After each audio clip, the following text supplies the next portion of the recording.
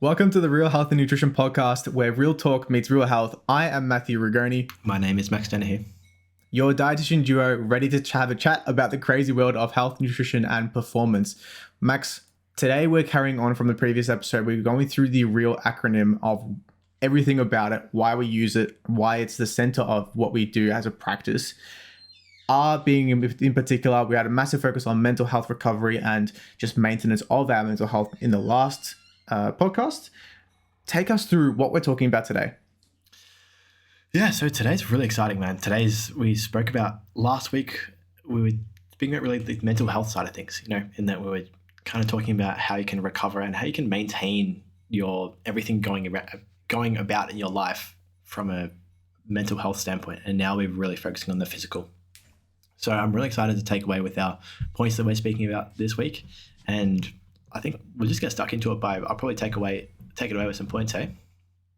Absolutely. I'd love to just jump in for 1 second, Max. So last week we had a massive theme of my general perspective of I don't really see weekends as super necessary in a lot of situations. Holidays not super necessary either.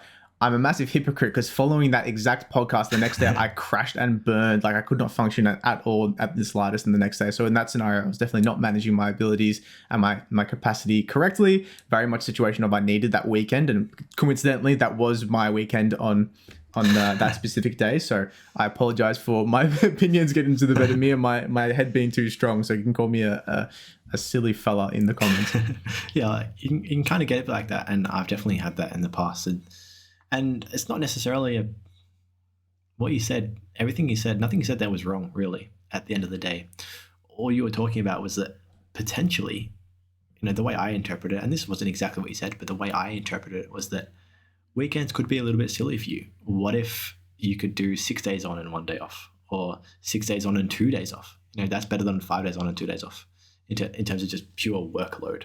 So if you can handle more, do more.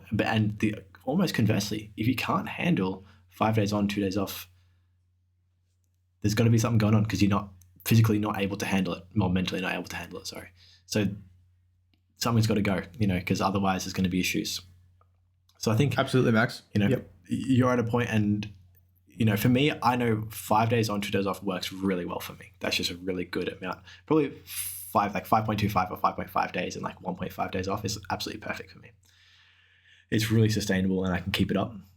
But, it could be for you. You need, 10 days on and 3 days off, or who the fuck knows, kind of thing. So I think that's what I interpreted from you. And I really liked that. Just thinking outside the box, thinking outside the box. I'm really continually trying to flirt with the idea of working quite hard up until I know that I need to slow down for a little bit, and I'm noticing some symptoms and I'm like, okay, maybe I should take my recovery a little bit more seriously over the next few days. But of course, making sure that I'm planning for that and I have the flexibility to use that strategy is a whole nother ball game in itself. So really trying to work with what I can in that specific scenario. Of course, it works sometimes, works doesn't. Still having a flirt around, seeing if I can nail it. See if you can just never work. That's the plan. I think for me, the way I like to do it is I like to just always have my Saturdays and Sundays completely off. And I decide on the day or the day before whether I'm going to work or not by how I'm feeling. I'll message you on a Friday night or a Saturday night and be like, man, I'm going to be honest, I'm not on tomorrow. That's it. I need my time.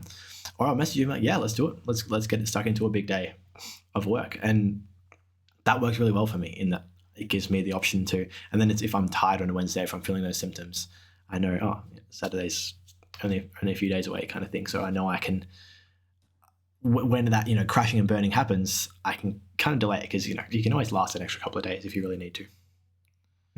I like the opt-in method quite a bit. I see it sometimes used, but it's very much a situation of usually we've got a very strict structure and having some things that are more flexible, putting off to the weekend that can be done on Monday instead, but having an option to do them in advance, probably going to work well for a few situations. Not all, of course, but a good way to tackle another potential strategy. 100%. Let's get into the physical side of things. I'm going to open up with, I think, probably everyone, when they hear physical recovery, goes straight to training and gym stuff, really.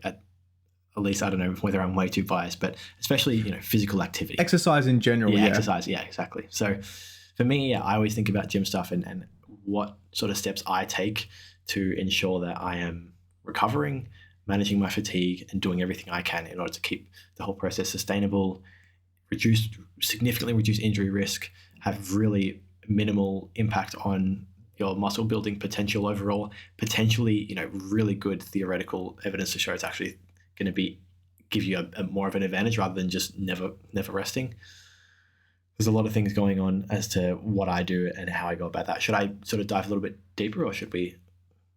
I would love you to keep going. I think it's a very interesting topic. It's probably more your realm of expertise. Yeah, for sure. Look, I love this stuff. I guess for me, my favorite area in all of this is what most people call periodization. I've heard phase potentiation used. They're also essentially synonyms for the same thing, being that you're just changing up what you're doing in given periods of time to best suit a whole bunch of factors. Longevity, best suit you at the time, because you're going to be different today than you are in a month or a year. And that just means the periodization just means that essentially we're going to be changing up our training to manage things. So we're looking at it from a fatigue point of view, which we really are. We're going to be periodizing our training so that we can have periods where we're going to be dropping all the fatigue that we would have gained. So for example, we've gone through 4-8 hard weeks of training, really brutal training that's beat up our body, beat up our joints and ligaments. Systemically, we're really cooked. We're feeling exhausted. Everything's going on just from a total, body point of view, and that we need to drop all that fatigue and drop those fatigue symptoms. And the only way to do that is by reducing the amount of workload we have. That'd usually be through a deload, really. Mm-hmm. This concept was quite strange to me when I initially heard it, Max. I thought, well, why wouldn't you just kind of always be going hard and then just work as close as you can to that balance point? I think in theory, like maybe that might be appropriate, but the evidence doesn't seem to support that kind of thought process, especially with more recent evidence that's come out in the past 5-10 years or so. It just doesn't look like, because there is research on deloads. It's very, very limited, extremely limited, but there is research on deloads. And the problem is there's so many different variables to look into, whether you deload the amount of sets, reduce the amount of sets you're doing, reduce the amount of weight you're using, the amount of reps you're doing. There's so many different things that the amount of sessions you do in the week, there's just so much you can play around with. So it's really hard to cut all these variables out in a study and really control it. But we know that people need it. You don't really speak to anyone that trains properly that goes, no, I go balls to the wall every single day and that's it. You might get the occasional person, but they're an extreme outlier. That, when you're talking on a public platform, you're not going to be speaking to people like that. Yeah, absolutely. Would you say that that's probably the majority of people, whether it's enhanced or not enhanced? The vast majority of people need frequent deloads, and how frequent is going to be dependent on so many different factors. One of the big one being how much total weight you're moving. Systemically, just moving. For example, although if you're a person that's relatively small and you're only able to squat, 40, 50, 60 kilos, and you a set of 10 to failure, that's really hard for you, yeah, because it's a set to failure. It's extremely, extremely hard and very fatiguing also. That's a very, very hard thing to do. But in saying that, if you're a really, really big person and you squat 400 kilos or 500 kilos for sets of 10, that's still really, really hard. But just the total sheer weight on the bar has just made it so that it's actually way more fatiguing for you comparatively compared to the smaller person.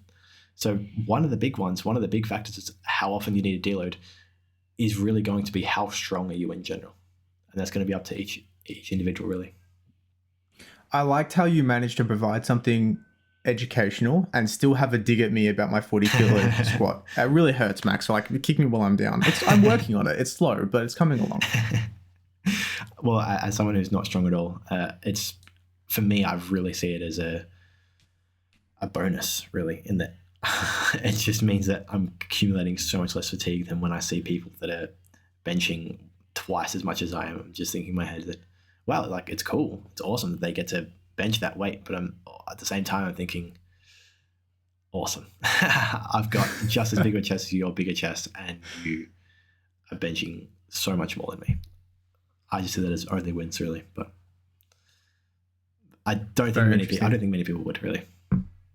Yeah, I think that's probably more of a, let's say, late stage natural bodybuilding kind of perspective where we're aware of the differences between strength and muscle size, because I'm not entirely sure that all of our listeners would be, that strength doesn't always equal muscle size, and the same vice versa. It's very much once you start to get more later down the line in terms of your years of training and the, of course, years with the assumption of high intensity or high efficiency of that training, the minute differences make long changes over time, kind of similar to how we kind of practice our nutrition, I guess. Very small adjustments over every day make huge differences over time. 100%. Yeah, they absolutely do. It's just small things that are going to really, really add up. And that's what these really are in the reality of things. Deloads aren't going to make, or they could, they could make you. Deloads aren't the biggest deal in the world. They're a pretty important piece of the puzzle, but it's not a massive deal. But essentially, I would recommend that my recommendation in order to improve the longevity of your training, really improve it across the board, would be to, once you start a training phase, you're going to be accumulating a whole bunch of fatigue throughout weeks to months of doing it, and then having a week of deloading. And what that might look like is going to be very different to very different people. The way I deload is going to be very different to the way I've seen other people deload, and they're all fine. Essentially, the only premise of a deload is you're dropping fatigue, and the way to do that is going to be by doing less than what you did the last few weeks, and considerably less. I think a good analogy I heard, a lecture from a long time ago, it might have even been 6 years ago, from Dr. Mike Israetel, about, he quoted his professor. So I've heard a quote from a quote, and he was saying that his professor used to say, when you hit the brakes, so when you deload, essentially, hit them hard. Don't pussyfoot around and go, and just like be scared you're going to lose muscle or just something stupid. Hit them hard, drop that fatigue as quick as you can, and then let's get back into it straight away next week with 100% refreshed and ready to go.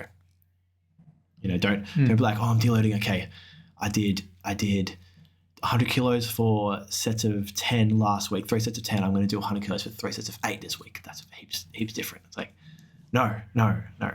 The way I deload is I will keep the weight the exact same. We can go into why I do that as well, but I think deloading is a bit removed from what we're talking about today. I keep the weight the exact same. I halve the amount of reps I do. So, for example, if it was 100 kilos for 4 sets of 10, I would do 100 kilos for 2 sets of 5. So half the sets, half the reps, and then I do that for my deload, and that's essentially the easiest way that I think I can do it. Because the sets are the biggest thing. The sets are the number one thing that's going to be driving our fatigue. I think that's a really great thing to be talking about in the exercise podcast. Probably this one after, about the reasoning behind that. But just from my curiosity, and we'll probably jump into another topic from here on, is that because you specifically potentially need more recovery from a neurological kind of area, or is it more so, I'm not entirely sure where that would apply in terms of your differences between the way you deload versus someone else? Yeah, 100%. Look, it's just going to be a total systemic fatigue, really, at the end of the day, and that my CNS really is just beat up overall. My individual muscles, 100% are. I could have, it's very, very rare for me, I'm going to be honest, but I could have niggles here and there that are going to be playing up a little bit. Sometimes I'll get sore wrists from curls. That's a really good way to just dissipate those issues, and they're things that I see. Additionally, it's a really, really nice mental break. Again, there's going to be some people who are super hardcore, like, no, man, never going to take a break. I think just acknowledging that it is a nice break and something that you want, and that at the end of a training phase, you're really not enjoying your training that much because you're just so cooked and so fatigued and it's just gross. To just be like, yeah, this is a really nice break. I'm actually really enjoying this break.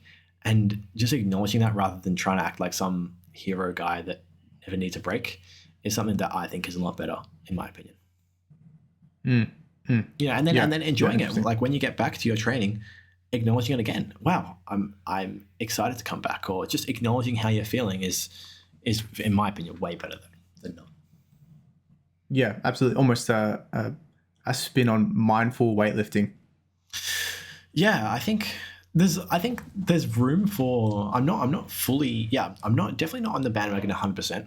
I'm not fully in the boat of that. I think you can gaslight yourself a little bit. I really can. I think if you go and you're not feeling like it and you're like, yeah, let's fucking go. Yeah, woo, woo, woo. I think you can kind of just do it a little bit where you just push yourself in there and you end up having a good time and you enjoy it. I also think that you need to be honest with yourself sometimes and saying things like, oh man, I hate deloads, bro. I just want to train hard. When secretly, deep down, you're like, yeah, man, I really needed this break. This was good. I just think that's unproductive. I think, for example, like a good example of gaslighting yourself could be you've just finished your deload and you're like, oh, fuck, I've got a whole fucking another mesocycle of training to go. I really don't feel like it. You could potentially think about being like, no, fuck that attitude. I'm going to get in there. I'm going to love it. And like, let's make the most of this kind of thing. That could work 100%. I could be on board with that. For me, I'd be asking questions. Why? What is it that you're not liking about it? There's so many questions. Do you even maybe need more of a break? Because if you're someone who loves training, like let's say you love training, you've loved it for years and years and years, and you finish your deal and you go, fuck, man, I really don't feel like this shit. And like, wow, I've never felt like this. This is weird. I always love my training. I think there's room for questions to be asked. Do we need more of a break? Is your body telling you you're that fatigued, you need an extra week or whatever it is, which very well could be true, There's a study that you've made me think of, and it's completely skipped my mind. And who knows, it could be made up at this point from the amount of words that people have said about it. But it was along the lines of the two separate groups. One was assigned to actively train and think about muscle training, and one was assigned to do no muscle training or resistance training and think about resistance training quite a bit, like actively thinking about it for extended periods of time. The group who did no training saw not as great benefits as the group who did resistance and thinking about it, but they actually saw some benefits from muscle growth, which is quite interesting to me. So it sounds to me like if you're against the idea of taking a break and relaxing and winding down, that kind of pent up, I need to keep going, I need to keep pushing, like I can't stop, is going to actually inhibit you from going through with that time of relaxation and or recovery. Dude, that is so well said. I 100% agree. I think one of the biggest things that separates the best athletes from your people who are a bit more average or just a bit above average is their ability to recover and their ability to relax and prepare for the next day. Outsleep, people always talk about outworking your opponents. Outsleep your opponents, outrest your opponents, outrecover your opponents is going to be genuinely the name of the game. It's going to be the biggest thing for you. And yeah, I'm 100% in agreement with you, man. In that, I don't know that study specifically. I've got. It sounds funny. it is a very interesting one, yeah. But yeah, 100%. I think we could extrapolate that for sure. You could say, like I would really tend to agree with you that if you're so mentally concerned about having to train every day, that there could be some. It's definitely not as good as what it could be otherwise. Absolutely. The idea of bouncing back and being able to recover from, let's say, constant training, but more specifically potential injuries, is quite interesting to me. And I also apply this in terms of your everyday kind of life situation. From my awareness, and the literature has recently supported this, as we age, there's a gradual decline in function. It's very much a perfectly fine. Oh, I slipped and fell for a little bit. Ooh, okay. Perfectly fine. Oh, I slipped and fell again. Ooh, okay. This has now become a little bit of a problem. And then if we average it out, then it's a gradual decline across everyone.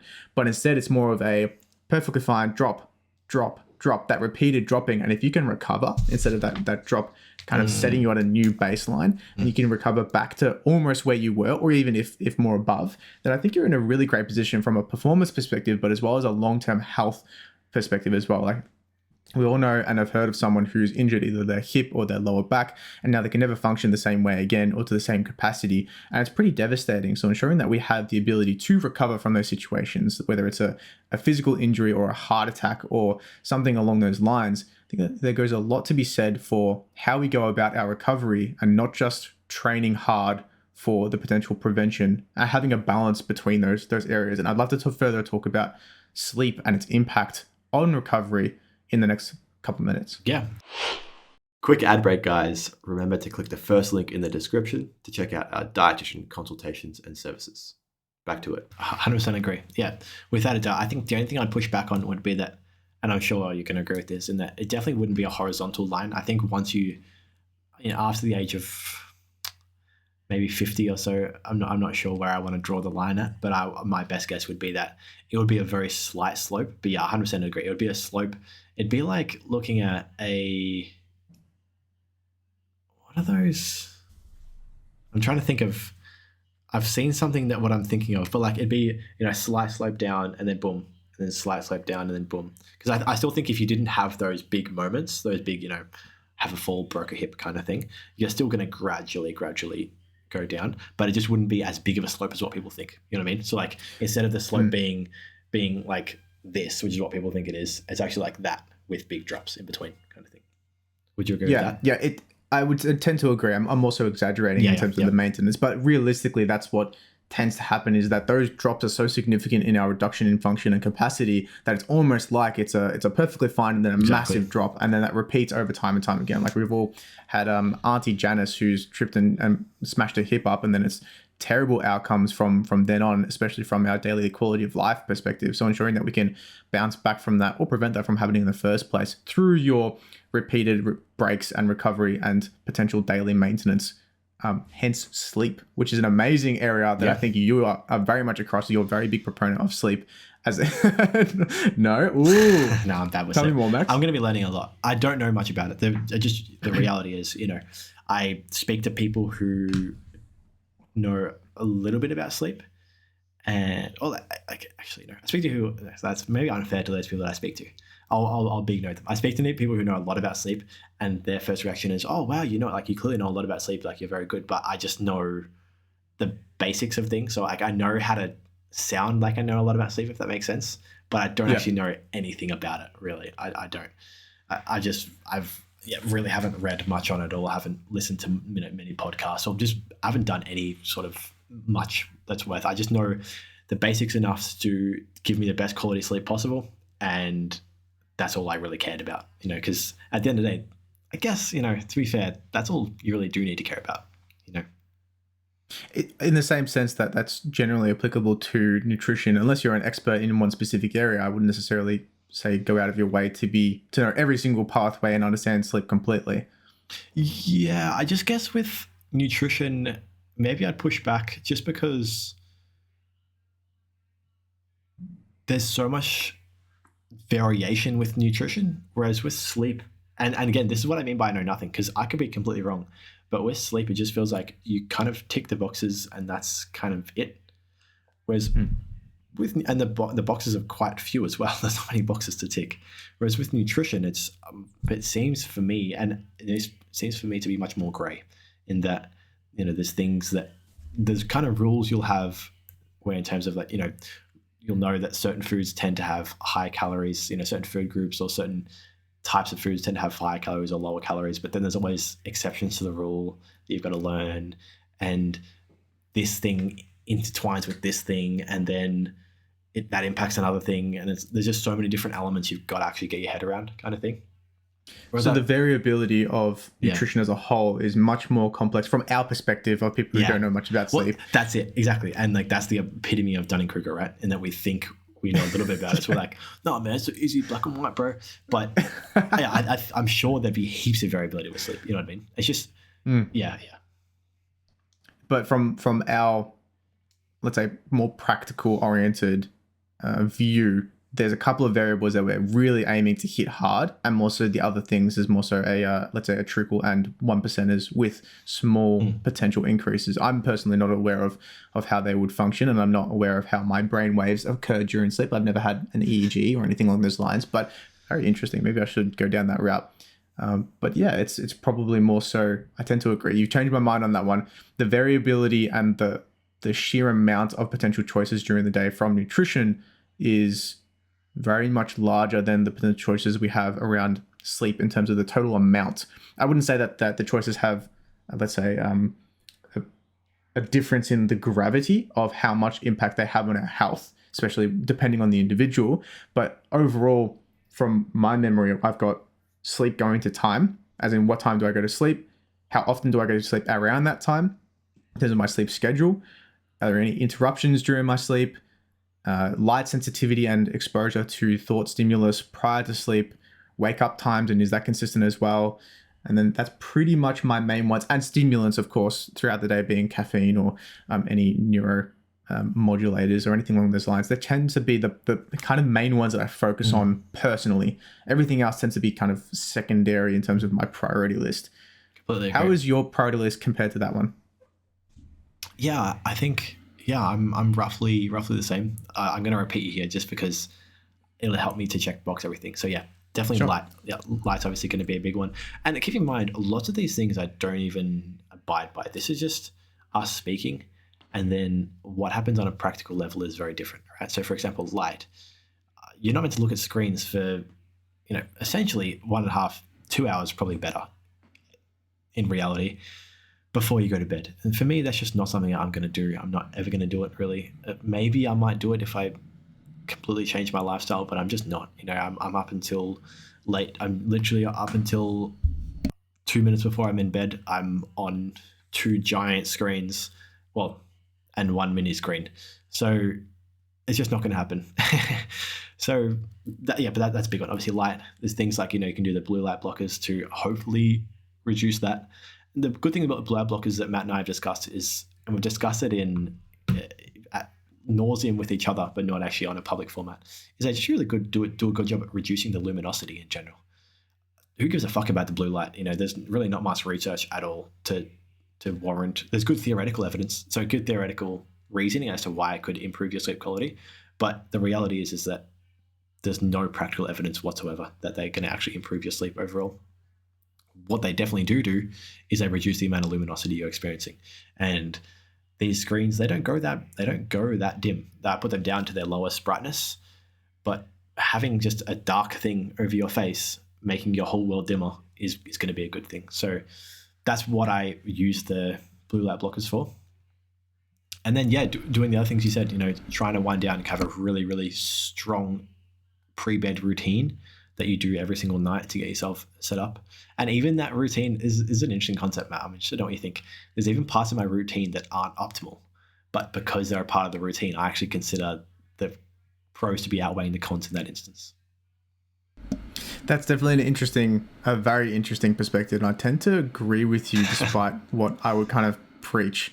So definitely a situation of follow what I say, not what I do kind of area. Because I tend to have certain things that I do as well. Like I use those screens up until very close to that time. I get the brightness as low as possible. So I'm trying to mitigate the impact that it has. And I tend to agree with you that I think we had quite an in-depth conversation where I was for the position of blue light blockers have no difference. And then you were like, well, blue light blockers help me sleep. So does that mean that you're taking away from my actual outcomes? Very much a situation of, if it's helping you for that specific scenario, is it actually a bad thing?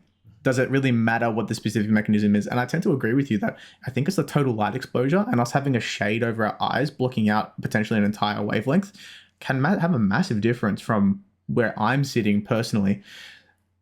Light exposure tends to be one of my main things. My biggest gripe, like I'll walk out into the living room and there'll be a light that's blasting into my eyes. I'm like, oh, I just spent like the last 2 hours trying to wind down. Ruins everything. But of course, then I get in that mentality of, okay, well, that light has ruined everything, but actually, has it? It's probably just put a little bit of a dimmer on the scenario. My thought process is probably having much more of an impact on the scenario. Yeah, exactly. Now you're stressed out. Now you're worried about things. Now you're overthinking things. Completely agree. Absolutely. Yep. I'm sitting there in my bed, like eyes closed. Oh man, it was the light. Bloody light. Now I can't get to sleep. Exactly. So there's things like, for example, I make my yogurt every night before bed, and boy, it'd probably be better if I didn't, you know what I mean? Like, probably better if I made it beforehand and then just brought it to bed with me. But I know the element of making the routine, the only time I ever make yogurt, ever, is 1 minute before I'm about to go to bed. And it's peak routine. There's so many things where it's just peak routine for me as to what it is. And it's so ingrained that I think it's really, really worth it.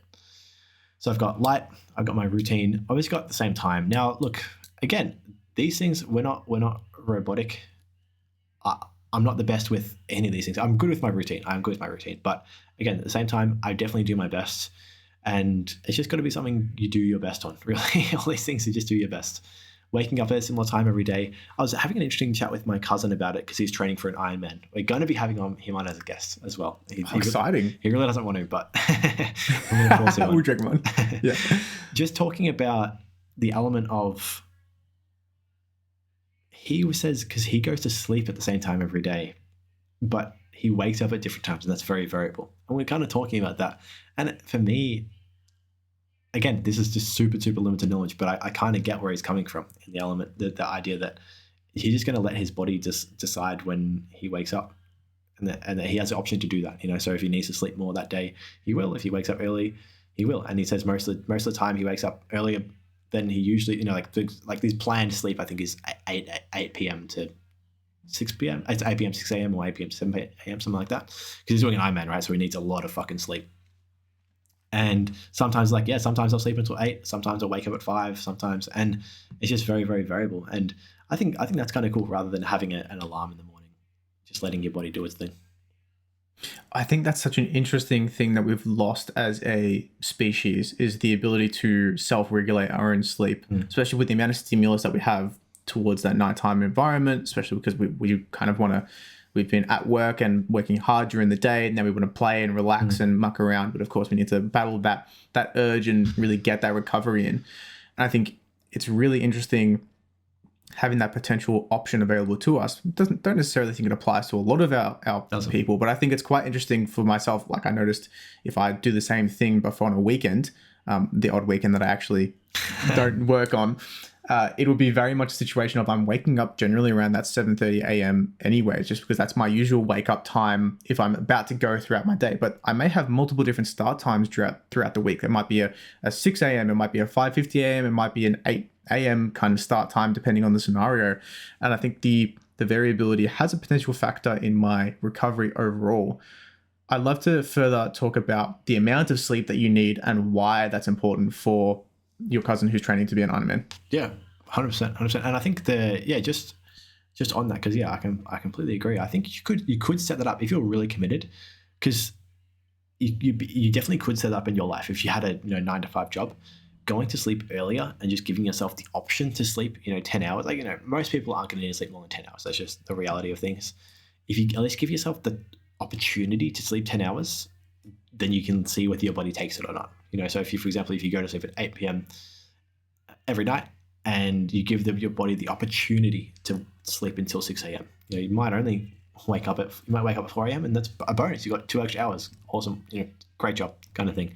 But I think, if you really wanted to, you could. And because I agree with you. Overall, most people would say that, I'd love to be able to do, how lucky is your cousin is that, he's a uni student, gets to wake up whenever he wants. It's like, yeah, sure. But he also puts in the work to make sure that he gives himself the option to do that, and that's just a different sort of mindset. No, I really like that. I think it's super, super impressive. I think if 8 p.m. doesn't say putting in the work, I don't know what would. 100%. Yeah, exactly. Yeah, you better hope you don't have loud neighbors. Yeah, he says his family's really loud. Earplugs, potentially. That's what I keep telling him. I keep going on and on about it. But yeah, so length of sleep. Yeah, look, everyone knows this, man. Essentially 8 hours, 7 to 9 hours, really. I think, anything, just the more the better, really. If you're sleeping 7 hours, try and get 8. If you're sleeping 8 hours, try and get 9. If you're sleeping 9 and 10 hours, probably plenty. And then again, if you're still tired, right, then you've really got to think about what am I doing that's impacting my sleep quality here? Why am I needing to sleep so much? Am I having alcohol before bed? Am I having caffeine before bed? Am I having drugs, or what's going on so that my sleep quality is being impacted? One of the biggest things I found using the blue light blockers was that I actually need to sleep less. It was less amount of time that I fell asleep quicker, and I need to sleep less. So less total time in bed. And that was a massive bonus for me. And I really like that element of it. So that's something to think about too. Yeah, absolutely. I think that's such an interesting area to discuss. The idea of what is the actual outcome from our sleep? Are we, just to build up on your stimulants and or substance use topic, are we deficient in something that's potentially inhibiting our ability to sleep effectively? Are we do we have a sleep condition that needs to be diagnosed and treated through medication and or some relation of therapy?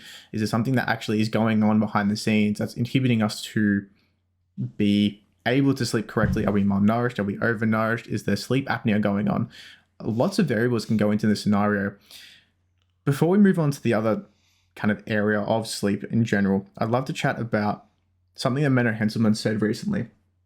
He was saying, and I'm probably butchering this by quoting him, going from 7.5 hours sleep to 5.5 hours sleep decreased fat loss and muscle gain by over 50%. Shit. And that was crazy to me. That's I'm like, crazy. okay, cool. Like, if someone else said that, I wouldn't really stress too much about it. But it's like Menno Henselman, so I put him up on a bit of a pedestal because he's very intelligent and very across this kind of stuff. And providing that kind of statistics and quantitative data to some of my clients, it's like, oh, okay. So it actually does have an impact. I'm like, yeah, everyone's been saying that for ages. Just we have some data to support it now. In the same sense of nutrition has such a huge impact. It's just slowly we're getting more and more data coming out of the woodworks. It's like, oh, wow. So you're telling me like if I have enough omega-3s, my kid's going to be smarter? I'm like, yes. That's literally how the outcome works.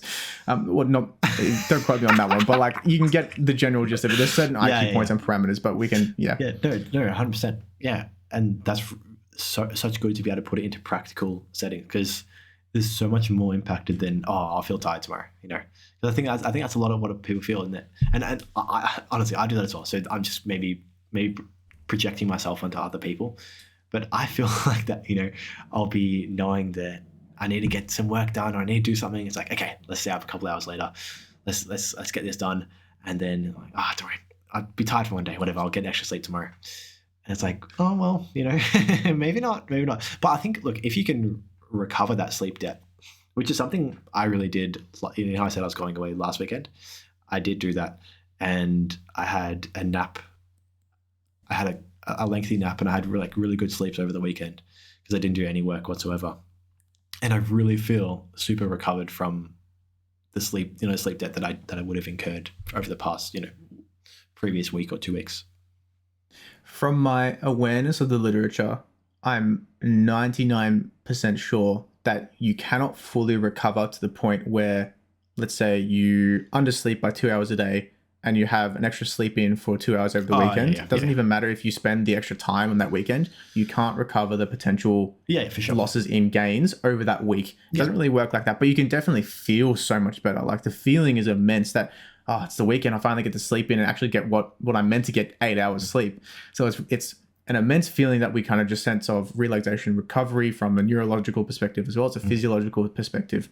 Huge impacts. But if we're looking at it from a growth and total, let's say, systemic fatigue or it's total chronic inflammation kind of perspective, unless we're getting that consistent recovery on a daily basis, being through wind down time, sleep, nutrition recovery, things along those lines, it's not really going to add up if we make up for it over the weekend. 100% agree. Unfortunately, as much as I would like it to. Yeah, I completely agree. And the best analogy for what you just explained then was how people, in studies talk about that the most important variable is total calorie intake over the course of the week.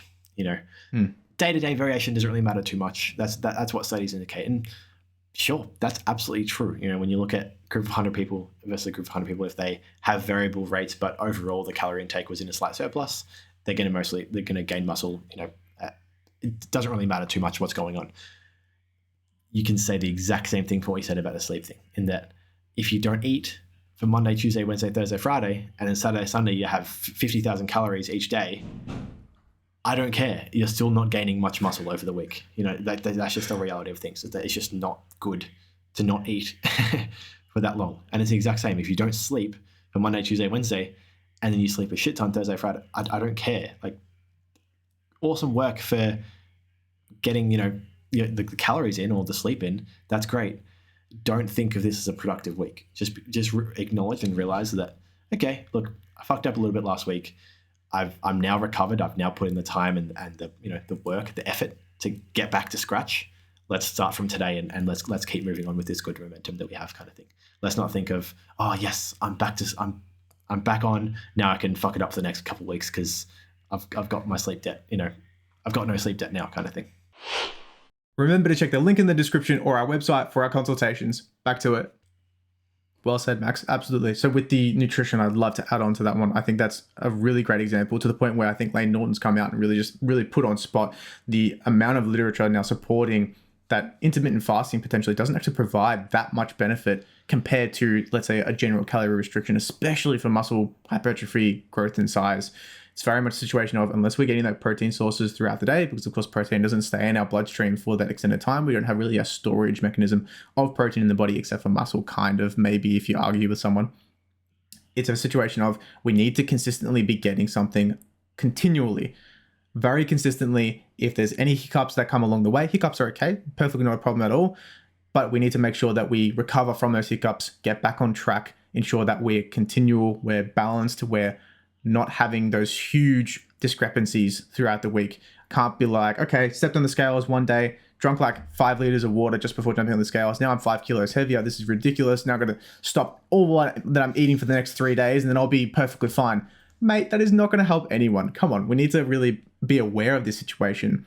And then how do we adapt and continue from that productive potential prior, few weeks prior, and continue on from that to be aligning with our goals. Yeah, exactly. Yeah, 100%. And I think, once that debt has been paid back, that's when you can actually start making progress.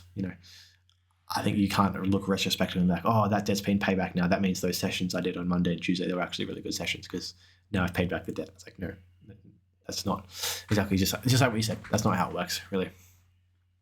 I like to think of it as a sleep debt on your, let's say, feeling versus the outcome. Yeah, well, I know. I think because it's still really, really valuable to pay those debts, right? If you have a sleep debt, to pay it. It just means that, because the reason why it has value is because now you're set up and now you're ready and you're primed to have a productive next period. If you continually do it, that's all it is. It's staring me in the face. It's literally like credit card debt. You need to pay it off. Yeah. And if you don't pay it off, it'll keep getting worse over time. Yeah, exactly. Yeah. Yeah. Or just won't get any better. Yeah. If you keep, like, for example, if you had a massive sleep debt, you're like, oh man, okay, I'm going to really focus on it. Now I'm going to have 7 hours every night. Like, I'm going to go up from 5 hours, 7 hours. It's like, that's great. It's not going to get any worse. You're not becoming more broke, but you're also not doing too much to get yourself out of debt as well. So yeah, definitely. Definitely super, and like, you probably feel amazing 5 hours versus 7 hours. You're probably going to feel so much better. But yeah, it's definitely potentially not doing too much to actually repay those debts. Matt, so I'll just quickly summarize, because I felt like when I was thinking about it, I didn't summarize perfectly about the training stuff. We really, really only just scratched the surface with the whole training thing. That just the whole idea that you're going to be gaining fatigue, and deloads are a really good way to reduce that fatigue. There are so many other tools that you can implement from a fatigue management and recovery point of view around training, but that's just going to be something we're going to need to discuss in later podcasts, because I know we've got other things we want to talk about. I have one other thing, and I'm sure you have other things you want to talk about. So we're just going to need to push the training aside, and I know we're going to be speaking about it at a later date. So an absolute mammoth of a topic to discuss at a later point. Yeah, I'd love to learn from you from that aspect. Well, look, especially because it's my favorite topic, so I really want to do it justice. Beautiful. Sounds great. Jumping onto the next topic there, Max, is there anything you'd like to specifically talk about, or do you want to stay on the sleep? Look, I think I'm mostly done with sleep. I don't think I have too much else to say. We can go over things. I think we'll do a proper sleep podcast when we do talk about it. But I think just acknowledging that sleep is a crucial part of your recovery, and ensuring that you're doing everything you can to have a good quality sleep is really important. And that's going to be something we're going to be discussing in future podcasts. We're going to be discussing what things you can be doing to have a best quality sleep possible. Strategies, tips, tricks, all that sort of stuff. That they're going to be things that we're going to be talking about in later podcasts down the line. Beautiful. I'm excited for it. Should we chuck that on the list, Matt?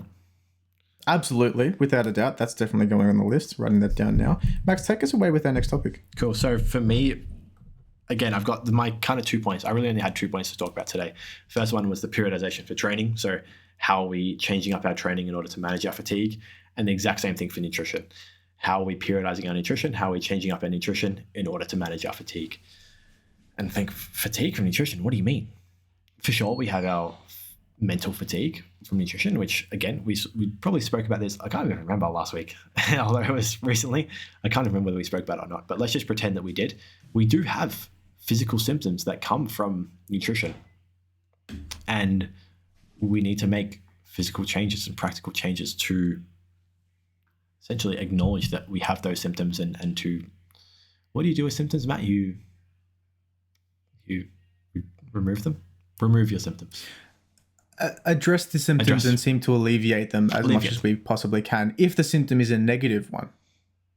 Yes, good point. You have negative symptoms. So yeah, that just will be a reality of that if you're changing. And look, all the things I'm talking about is body composition change stuff. If you're changing your body composition, if you're losing fat, gaining fat, gaining muscle, there's going to be things going on from a symptom standpoint where you're going to need to address those symptoms and either acknowledge they're there and just be like, look, this is a byproduct of what's going on. It's like if you're losing fat for a long time, you start getting hungry. You can't be like, oh man, this is a really bad symptom, bro. Like I've got to, no, this is not acceptable. I'm going to have to address it. Like, sure, you can address it, but the reality is it's probably just going to be a byproduct that you're not going to be able to actually do much about for a long period of time. Yeah.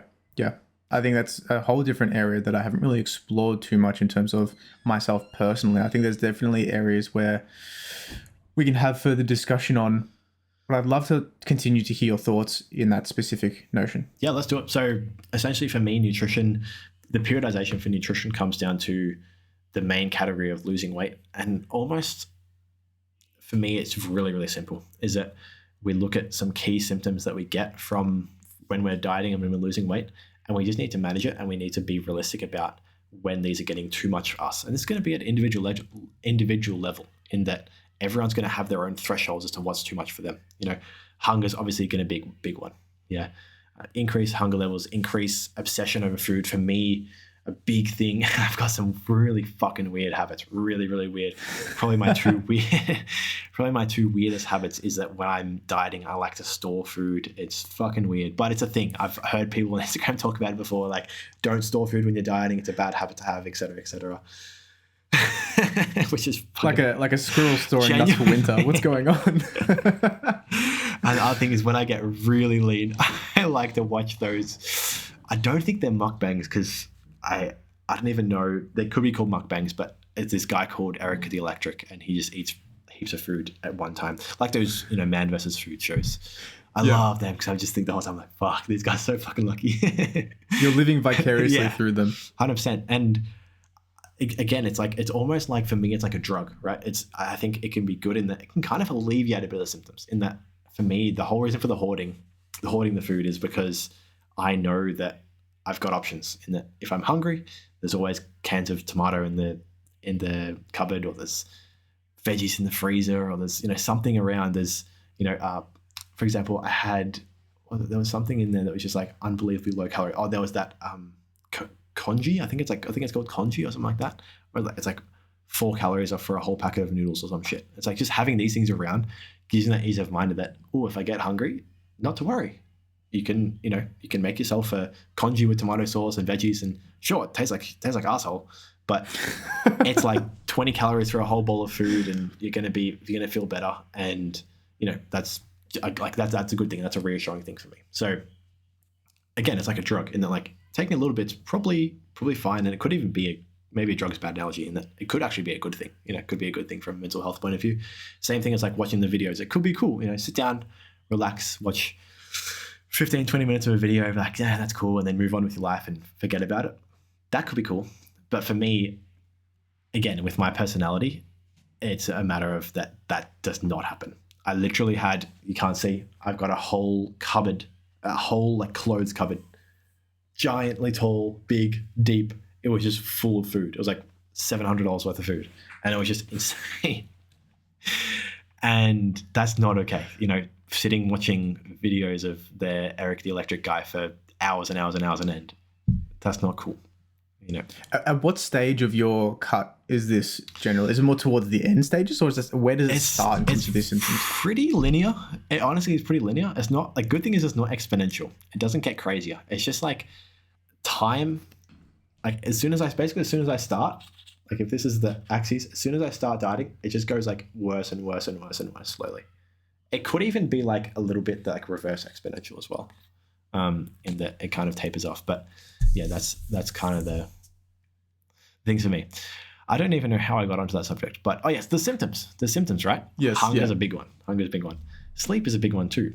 I've had that. I've personally had that really big time in that I just couldn't sleep sometimes when I'm dieting.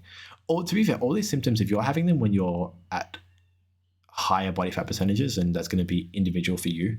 But if you're having that percentages that wouldn't be considered, that most people wouldn't consider to be like lean for your gender or age or whatever it is, and you're having like really bad sleep symptoms, really bad libido symptoms, there's potentially something going on, and that would be worth checking out. But sleep is a normal one. And so we've got a bunch of symptoms, right? We've got hunger, sleep, libido, like food focus as well, obviously. Energy levels, obviously, is a big one. There's a lot of things going on. If you're ticking a lot of boxes and going, man, this is too much, I can't handle this, it could be time for a diet break or to alleviate those symptoms with nutrition. And it's quite interesting. So from my awareness of the situation, the diet break very much only applies to when you're having, let's say, a period of dieting, when you're having reduction in calories total per day. You've got an end goal in sight, generally a time specific and a relative, Weight specific, if you wanted to use weight specific as a measurement, that's potentially an area to go to. When you say diet break, my initial thoughts are that most people are going to assume that you just completely take your foot off the pedal and just like go ham, can eat whatever you want. But I know that you're specifically talking about having a break to maintenance, to keep where you are at the moment, kind of get used to being at that body composition, use that specific scenario, the amount of food that you're eating. Once you get comfortable at that point, then you can potentially restart that dieting phase. And when you first initially said this to me, Max, I'm like, that's ridiculous. Why would you just not continually kind of implement, let's say, in quotations, healthy choices that's going to lead us to those outcomes over an extended period of time? We don't necessarily have to focus as much on the dieting phase in particular. But I think you made a really great point against me. You said, Matt, some people want to have outcomes and be able to view the outcomes as they go along. It's not a situation of where I would generally apply implementing those changes and hoping things that go right, because they generally do. But some people are very outcome based and having that motivation of, oh, I'm actually doing XYZ. I'm losing weight or I'm gaining weight if that's your goal. And I'm actually seeing those changes either from a quantitative perspective through weight scales or a measuring tape, or from a visual, more qualitative feel of your clothes fitting, some things along those lines. The outcomes can be really motivating in continuing you on that path, and just being aware that this is not going to last forever. So you mentioned a few times that it's a short-term thing. It's not meant to be for the next 10 years. It's meant to be over the next 6, 12, maybe 16 months, that kind of thing. Yeah. At the most, yeah, definitely. 100%. Yeah, it's all depending on how much weight you're losing as well. I've had people who will only do one diet break. We'll do, let's say, 18, 20 weeks worth of dieting, and we'll do a diet break, at the 10 to 12 week mark. And then that's it, and that diet break, just as you said, yeah. So more specifically, that diet break is going to be definitely not a break. It's going to be either up to maintenance calories or up a little bit above that, 100 to 200 calories above maintenance calories. Obviously, what your estimated maintenance is. I hate it that that's an Instagram post. I hate it that people just refer to maintenance. I do it as well, which is bad. They just refer to these maintenance or things as like a static number. It's like everyone knows exactly where the maintenance is. It's like, everyone is just fucking guessing the entire time. It's like, you think this, you think your maintenance is this, but you got no idea. And that was one thing that I was always freaked out about, because everyone spoke with someone's conviction around that, oh yeah, my maintenance is this, my maintenance is this. It's like, wait, no one actually knows. They're just bluffing kind of thing. But that's not the point. You go up to your maintenance for about a week or so, or a bit above it, and that hopefully alleviates a lot of these symptoms. The hunger is probably still going to be there in reality. Hopefully it's a bit less, but those symptoms of sleep, libido, food focus in general, hopefully could be a little bit less, and that's really the goal. The biggest thing for me is the mental. I reckon the mental side of, for me, it's that I'm still in control. It's like sticking to the plan. Doesn't matter what the plan is, as long as I stick to the plan, I'm happy. The plan can be like, I'm going to eat 10 Big Macs every day. If I stick to the plan, that's good, right? We're happy. Whereas if you go off the plan, I think that's when you lose that self-respect. That's when there's a lot of things that go on, which is an issue. And for me, that's what I found, that if I actually plan out times and I know myself in that, I think if I kept going like this, it would lead to me failing, and it would lead to me, overeating or binging or going, off plan. Whereas if I put in these preset times of that, okay, this week's going to be a diet break, so it's technically not the best in that I'm being a pussy. I'm not fucking doing the thing that I'm meant to be doing, but I'm still sticking to the plan. Does that make sense?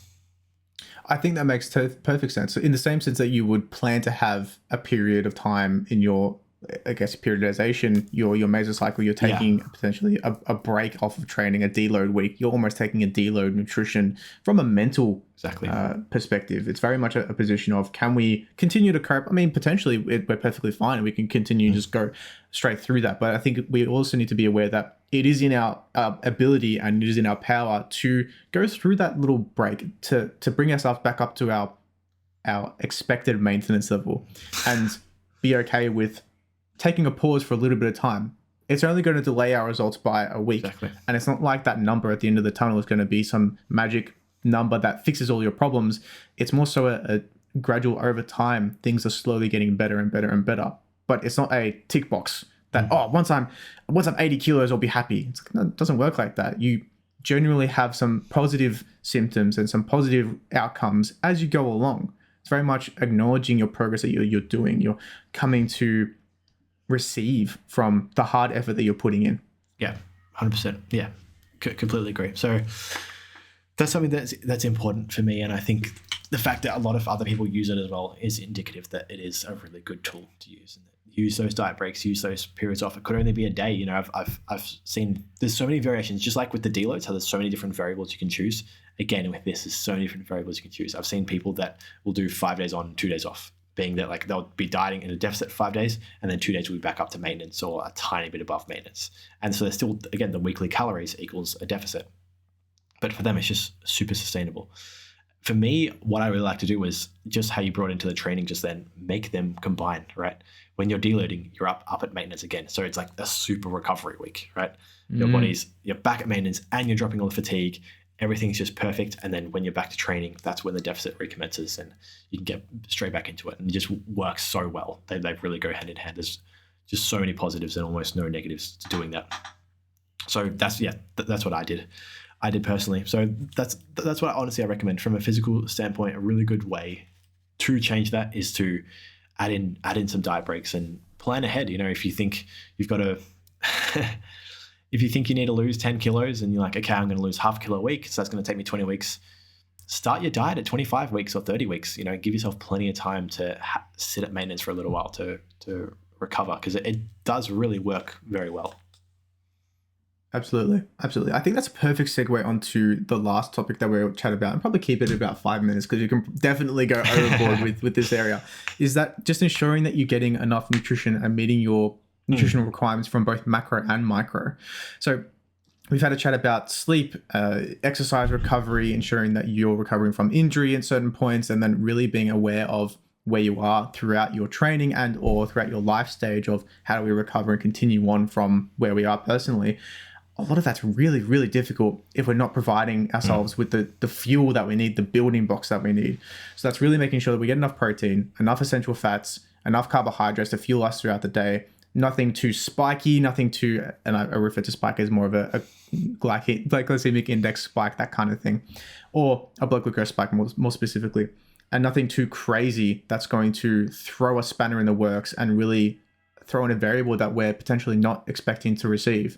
So just ensuring that we're meeting all of our requirements, and then delving further into, are we meeting our micronutrients? Especially if we're dieting, often we're reducing our total calories, and often that doesn't come from one specific source where we're just drinking oil from let's say the bottle for an extended period of time throughout the day. It's very much a total reduction in total food, which potentially can lead us to some micronutrient deficiencies. And we know that the standard diet is full of micronutrient deficiencies. It's pretty prevalent in terms of how we go out throughout the year in terms of your standard Joe or Jal, ensuring that we're meeting our requirements. And if we're not, if we can't implement it realistically into our plan, how can we supplement and get around that specific position.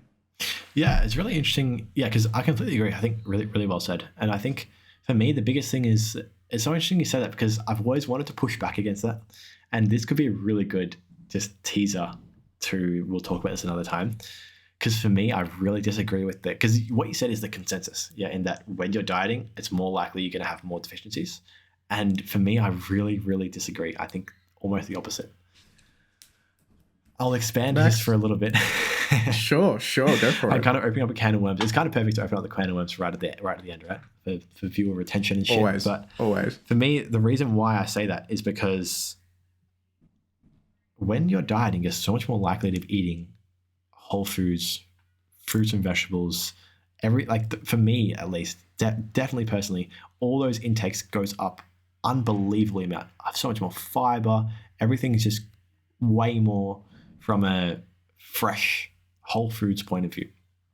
The biggest thing that happens when I eat, when I'm massing, is those things drop. Really, that's a reality. I tried to make them not drop too much, but they do. And for me, I know there's no way in hell I could ever be deficient in any micronutrient when I'm dieting, just because of the sheer amount of volume of veggies, fruits, everything that I eat is just unbelievable. So, and seriously, it's an insane amount. And so I guess for me, I can't push back against it too much because it really is the general consensus, and that what you're saying is really the consensus from everyone. But just from my particular case, because it's been so strong and that it just looks so, when I hear that statement, it just looks so silly to me. I've really got to wonder as to where people are coming from when they're saying this. That's such an interesting perspective. I'd love to explore that in a potential podcast. I want to get to the point where we can yell at each other and be like, no, you're an idiot. You need to understand my perspective. But I think that we can come to a consensus and really find what's best for most people. But yeah, I tend to agree. It's very individual. We'll have a further discussion at a later date. Make sure you subscribe to follow up on that one. But just to touch on ensuring that we get enough nutrition, full stop. Doesn't matter what position we are in. If we are underfueled and potentially deficient or even suboptimal in some areas, your outcomes are going to be reduced. And there's no way around that situation. We need to ensure that we're getting those really essential nutrients so we can perform at our best. And our best may be very variable depending on the individual and variable depending on our outcomes. But making sure that nutrition is not the limiting factor in our scenario can have huge impacts on your success rate and your ability to perform. Yeah, I've just I completely agree with everything you said. I've written that down. The topic we're going to go over almost definitely won't last a full video, but we'll discuss it at least. Is that are you at a higher risk of deficiencies when you're dieting? That's what we're going to talk about. I don't know when we'll talk about it, but we'll add it to the list.